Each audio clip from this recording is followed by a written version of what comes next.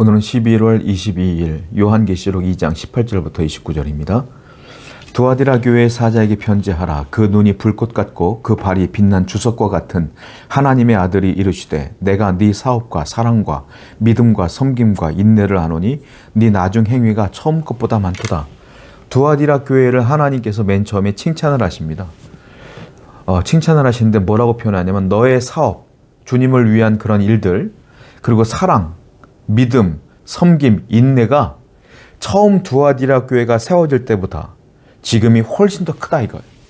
성도들이요, 맨 처음 예수 그리스도를 믿을 때보다 지금 현재 더 많은 충성과 봉사와 사랑이 충만해졌다. 그러니까 처음 사랑이 크고 나중에 쪼그라든 것이 아니라 점점 신앙의 연륜이 깊어졌다라는 것들을 칭찬해주고 있어요. 여러분, 성도는요, 이걸 다른 말로 뭐라고 말합니까? 성장이라고 하죠. 성도는 성장해야 돼요. 식물도 성장합니다. 동물도 성장합니다. 모든 것들이 성장합니다. 성도도 성장해야 돼요.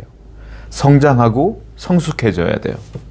신앙이 연륜이 쌓이면 쌓일수록 10년, 20년 믿으면 내 인격도 내 신앙도 더욱더 깊어져야 된다라는 것이죠.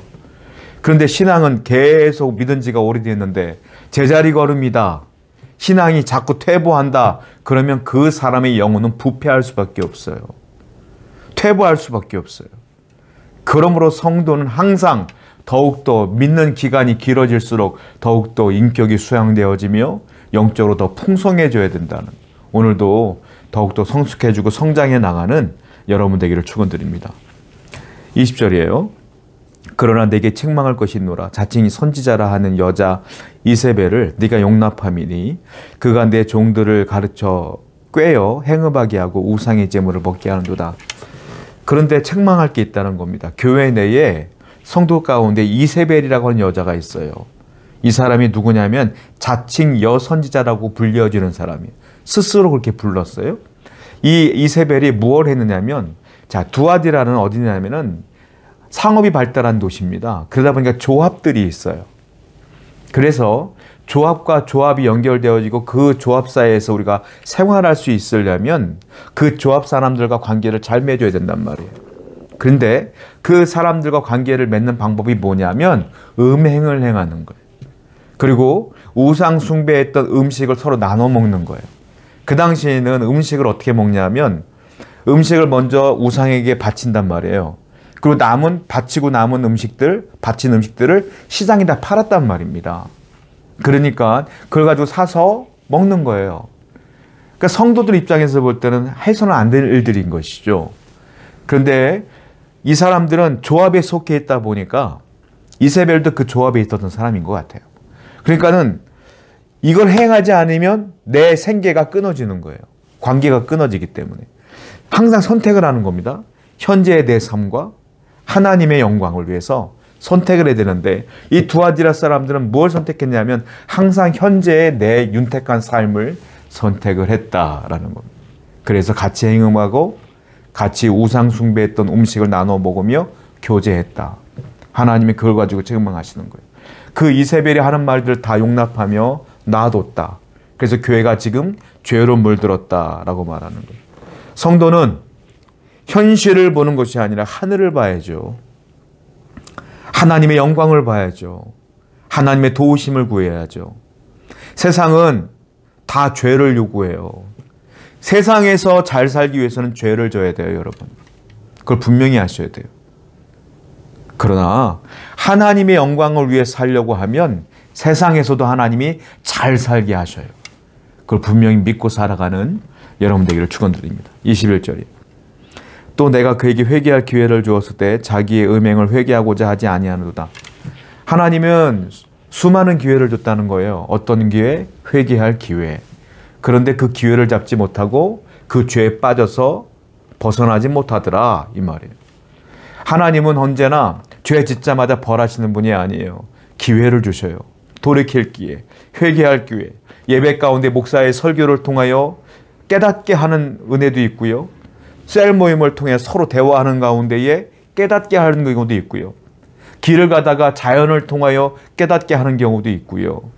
기도하다가 말씀 묵상하다가 수많은 기회 가운데 하나님께서 우리를 넣어주신다는 거예요.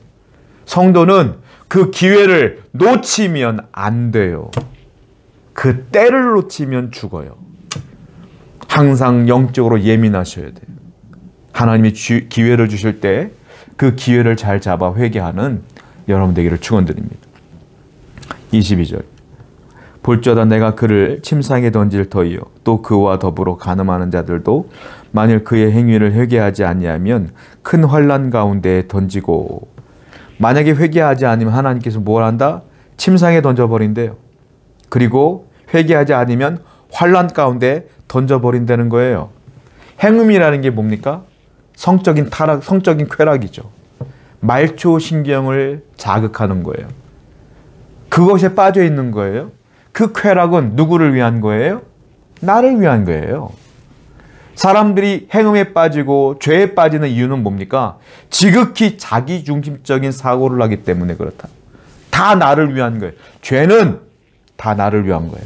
생각해 보세요. 죄 짓는 모든 것들은 다 나 자신을 위한 거예요. 그래서 죄의 근본은 뭡니까? 이기심이에요. 자기만족이에요. 자기중심적이에요. 교만함이에요.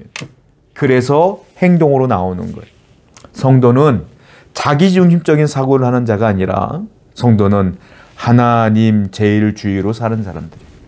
오늘도 내 중심이 아니라 하나님 중심으로 살아가는 여러분 되기를 축원드립니다. 24절. 두아디라에 남아있어 교훈을 받지 아니하고 소위 사탄의 깊은 것을 알지 못하는 너희에게 말하노니 다른 짐으로 너희에게 지울 것이 없노라. 다만 너희에게 있는 것을 내가 올 때까지 굳게 잡으라. 행음에 빠지지 아니하고 그 이세벨의 유혹에 빠지지 아니하는 말씀을 지키는 신앙을 지키는 사람들에게 얘기해요. 교훈을 받지 아니하고 사탄의 것을 알지 못하는 너희에게 말한다.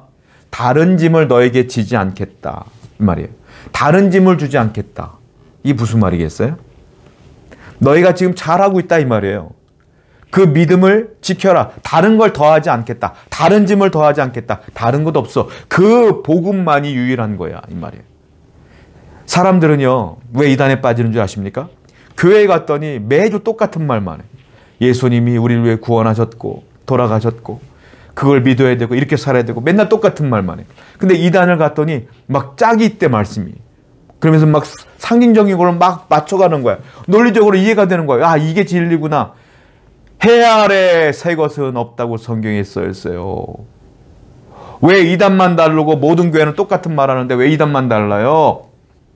사람들이 볼 때는 새로운 것 같죠. 주님 뭐라 그랬어요? 다른 짐을 지우지 않겠다. 너는 그 믿음을 더 확고히 하고 더 열심히 믿고 더 발전시켜 나가.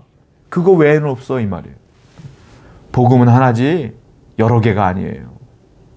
그러므로 우리는 지금 신앙생활하고 있는 이 자리를 지키고 이 믿음을 지키고 새로운 것들을 바라지 마세요. 이것이 진리인데 뭘 새로운 걸 바래요. 항상 주님의 말씀을 붙들고 살아가는 여러분 되기를 축원드립니다. 기도하겠어요. 하나님, 우상을 멀리하고 음행을 멀리하는 죄를 멀리하는 성도 되게 하여 주옵소서. 예수님의 이름으로 기도드렸습니다. 아멘.